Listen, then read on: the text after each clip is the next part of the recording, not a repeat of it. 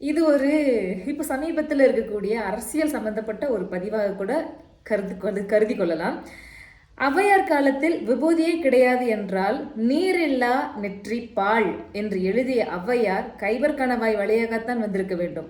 திருஞான சம்பந்தர் திருநீற்று பதிகம் என்று முழு பதிகமே பாடியுள்ளார். அதில் நமக்கு முப்பாட்டன் ராவணனுக்காக ராவணன் மேலது நீரு என்று ஒரு வரியும் சேர்த்து எழுதியுள்ளதையும் நினைவில் கொள்ள வேண்டும்.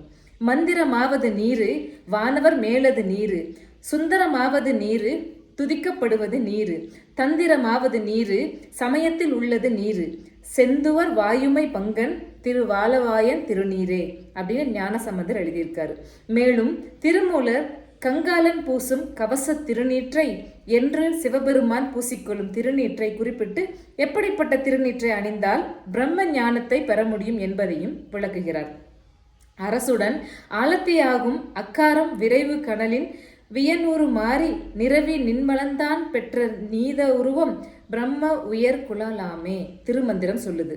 அதனுடைய பொருள் என்னன்னா, பசுவின் சாணம், அரசு முதலிய சமத்துகள் பொருத்தப்பட்ட சிவாக்கினியில் வெந்து தனது முன்னை பருவுரு மாறி அமைந்த அந்த திருநீற்றை உடல் முழுவதும் பூசி தூய்மையை அடைந்த நல்லோரது உடம்பே பிரம்ம ஞானத்தை அடையும் உயர்ந்த குலத்து உடம்பாம். மேலும் பிறை நுதல் வண்ணம் ஆகின்ற என்ற புறநானூற்றின் கடவுள் வாழ்த்து வரிகளையும் குறிப்பிட்டு பிறை நெற்றியோடற்ற முக்கண்ணினார் பிறைதாங்கு நெற்றியர் பிறைசேர் நுதலிடை கண்ணமர்ந்தவனே பிறை நுதல் விளங்கும் என்ற தேவார வரிகளை முன்னிறுத்தி பிறை நுதல் என்பதை நெற்றியில் பிறை போன்று அணியும் திருநீராகவும் ஊவேசா குறிப்பிடுகிறார்.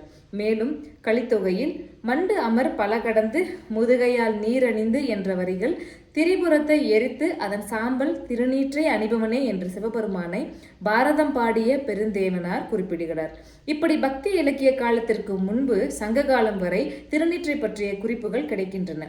தேவாரங்களில் மட்டுமல்லாது திவ்ய பிரபந்தங்களிலும் இது பற்றிய குறிப்புகள் உண்டு.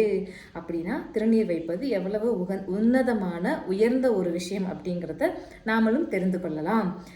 திருநீர் இல்லாத நிறைய நம்மளுடைய முன்னோர்களினுடைய படங்கள் எல்லாம் பார்க்கக்கூடிய கடக்கக்கூடிய சூழ்நிலைகள் நம்ம இருக்கோம். வரக்கூடிய சந்ததிகளுக்கு தவறான ஒரு எடுத்துக்காட்டை சொல்லாமல் எது உண்மையோ அதை சொல்லி கொடுக்கறது மூலமாக ஒரு நல்ல ஆரோக்கியமான சமுதாயத்தை உருவாக்க முடியும். நன்றி.